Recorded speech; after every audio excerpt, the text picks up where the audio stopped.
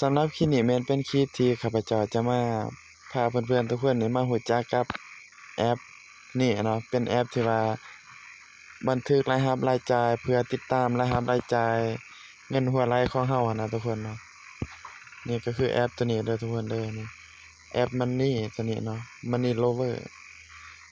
ซึ่งเป็นแอปที่ว่าข้าพเจ้านี่ใช้ติดตามรายรับรายจ่ายเนาะเป็นหยังจังว่าเฮาจำเป็นต้องติดตามมันจำเป็นและก็สำคัญหลายทุกคนเนาะโดยเฉพาะแม่นเนาะตัวอย่างว่านี่เฮามาเบิ่งนี่ผลการธุรกรรมนี่แต่ละมื้อหรือว่าแต่ละเทื่อนี่เฮาใช้หยังแหน่เฮาซื้อซังแหน่นี่เฮาบันทึกคันว่าเฮาบ่บันทึกนี่เฮาบ่จื้อเด้อทุกคนว่าเฮาใช้จ่ายหยังตัวอย่างเช่นเนาะเงินตัวอย่างว่า200,000นี่คือว่าเฮาใช้ครั้งเดียวแล้วคือว่าหมดไปแม่นบ่เพื่อเฮาถามตัวเองว่าอ้าวเงิน200,000คือว่าหมดไวหมดว่าจักว่าคือซื้อซังเห็นบ่เฮาลืมแม่นบ่คันเฮาบ่จดนี่เฮาลืมไปเลยแหละทุกคนเนาะอันนี้เนี่ยตัวอย่างของข้าพเจ้าเนาะซื้ออาหารข้าพเจ้าก็ใช้ซื้ออาหารเนาะแล้วเฮาสามารถเบิ่งว่าเฮาบ่ได้ฟุ่มเฟือยตัวใดนี่เฮาก็เห็นเนาะทุกคนเนาะตัวอย่างนี่เฮาสามารถเบิ่งได้ตัวใดว่าเฮาใช้จ่ายบ่ฟุ่มเฟือยหรือว่ามันฟุ่มเฟือยตัวใดนี่เฮาสามารถสมมุติว่าขนมเนาะตัวอย่างเฮาเคยซื้อตัวอย่างว่ามื้อละ50-60,000สมมุติว่าทุกมื้อนะฉะนั้นคันว่ามันบ่จำเป็นอีหลีแล้วเฮาก็อาจจะซื้อ10,000หรือบ่ซื้อก็ได้ประมาณนี้นะทุกคนเนาะนี่ตัวอย่างว่าเราบันทึกหยังนี่ก็คือมื้อนี้เนาะข้าพเจ้านี่ได้ใช้เงินสดเนาะ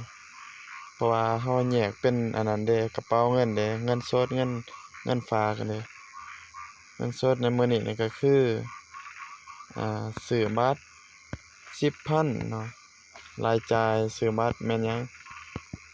ซื้อบัตรนี่หมายความว่าค่าอินเทอร์เน็ตนี่ 10,000 นั่นล่ะบันทึกแล้วก็ซื้อน้ำ 20,000 น้ำนี่เครื่องดื่มเนาะเราใช้เป็นเครื่องดื่มซะน้ำนี่น้ำ 20,000 ให้ผู้อื่นนี่ให้เด็กน้อยเด้ให้หลานน้อยซื้อขนมให้ผู้อื่นนี่ 10,000 แล้วก็ 10,000 แม่นซื้อเหล้าเนาะเพราะว่าให้เขาดอกตัวนี้นี่ก็ว่าให้เขาซะเป็น50,000แล้วเดี๋ยวนี้รายจ่ายเนาะแล้วก็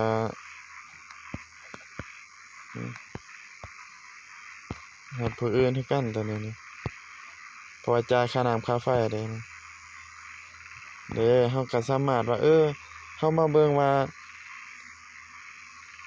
ว่าเดือน7นี่ใช้เงินหมดเท่านี้หรือว่ารายรับได้เท่านี้นะคือข้าพเจ้าเนาะเดือนที่แล้วนี่รายรับประมาณ4ล้านปลายเนาะรายรับเนาะงบการเงินหั้นนะแล้วก็รายจ่ายเท่านั้นเท่านี้นี่เรามาเบิ่งนี่มันมีรายละเอียดเนาะแนะนำแอปตัวนี้เด้อทุกคนเด้อมันเอิ้นว่าช่วยให้เราอันนี้บริหารการเงินเนาะเราบันทึกรายรับรายจ่ายของเราหั้นนะเราติดตามเงินหัวไหลของเรานี่แนะนำให้ดาวน์โหลดแอปตัวนี้เด้ออันนี้บ่แม่นว่าได้รับส่วนแบ่งจากการโปรโมตหรือว่าโฆษณาแอปเนาะข้าพเจ้าแบบอยากจะมาแนะนำเติมหั้นนะ